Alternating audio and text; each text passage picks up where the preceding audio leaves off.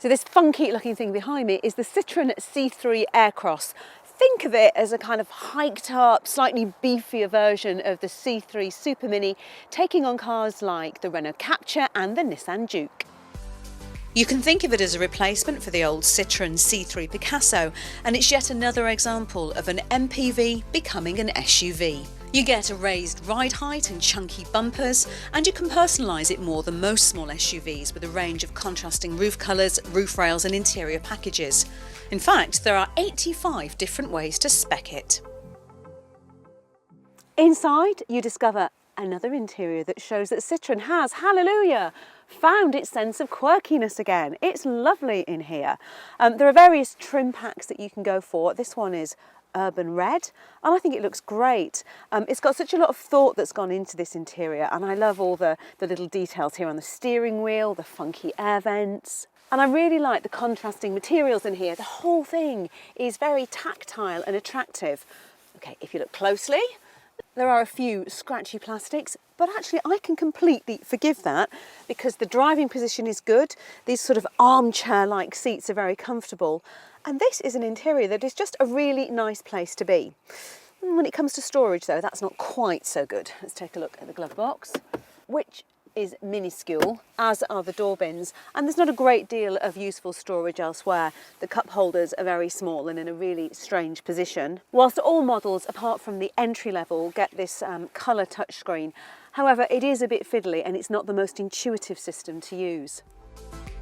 Speaking of models, there are just 3. The entry-level Touch may not get alloy wheels, but happily it does get auto lights, cruise control, air conditioning, lane departure warning and Bluetooth with a DAB radio. Feel gets everything you really need, with a touchscreen, alloys, Android Auto and Apple CarPlay. And the Flare, which you see here, adds some fun with a contrasting roof and trim colours, and also throws in practical touches like rear parking sensors and a handy rear sliding bench seat. And it's this bench seat that really marks the C3 Aircross out in this small SUV category because it's easily the most spacious. You would get 3 child seats across here if you needed to, although there are only 2 sets of ISOFIX child seat points. When it comes to head and leg room, okay, the seat is set for Ed behind the camera, who's 6 foot, and yeah, legroom is pretty good. Headroom though isn't as great. This has got the addition of the sunroof, and of course that does take away some of the headroom. Although you can recline the seats slightly by pulling this little lever here, a little bit, makes headroom slightly better. But one of the really big plus points about this car for families is that this rear seat folds back and forwards to give you more boot space as you need it. It just gives you added flexibility, which is always very handy. Boot room is about average for the class, and there's a low load lip and a good square opening. Plus, if you slide those rear seats forward, you get even more space. There's an adjustable boot floor and a folding front passenger seat, so with all the seats folded, there's a huge amount of space on offer. And there's also a handy place to keep the parcel shelf. Powering the C3 Aircross is a 3-cylinder turbocharged 1.2 litre petrol with a choice of 3 outputs, along with a 4-cylinder 1.6 litre diesel that gives either 98 or 118 brake horsepower. Mid-spec feel and range-topping Flare come with all the engines and a choice of 6-speed manual or 6-speed auto. But the entry level only comes with an 81 brake horsepower 1.2 litre engine and the manual gearbox. And it's for this reason that we try and avoid the basic C3 Aircross, because the engine is just a little bit too breathless. We've got the 128 brake horsepower 1.2 litre here, and it's a good engine, it feels really punchy. The diesels are good if you do big mileage or you want to tow, but it's the 109 brake horsepower 1.2 litre petrol that we'd go for. It's quick enough, but still reasonably frugal.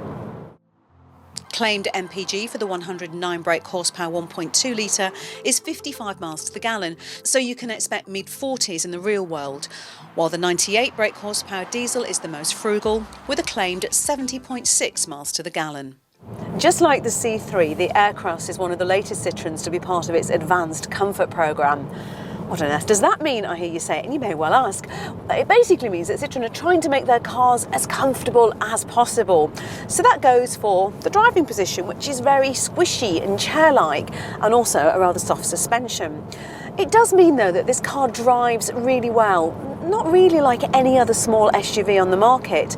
It's unusually relaxing to drive, and it soaks up potholes and lumps and bumps in the road really well. But the downside to this is that it's not a lot of fun to drive. The body leans into the corners, the steering is quite numb and not that accurate, and if you drive the C3 Aircross with any kind of enthusiasm, you'll find that it bounces around.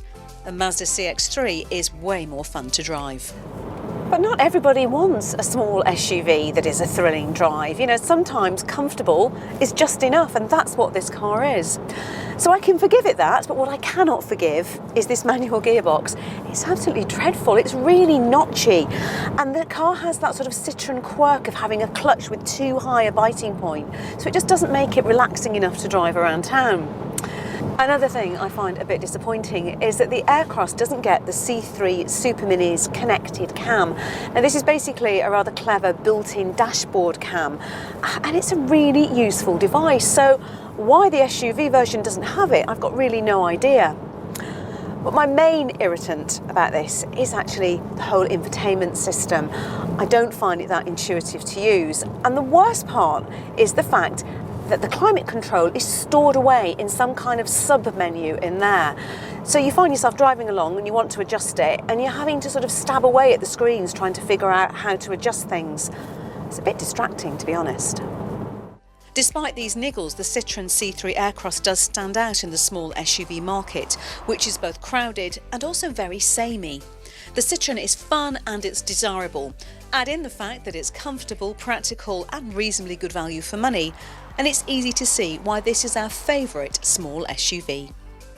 Why not watch our video review of the Hyundai Kona or our SUV playlist and press the logo to subscribe to our channel.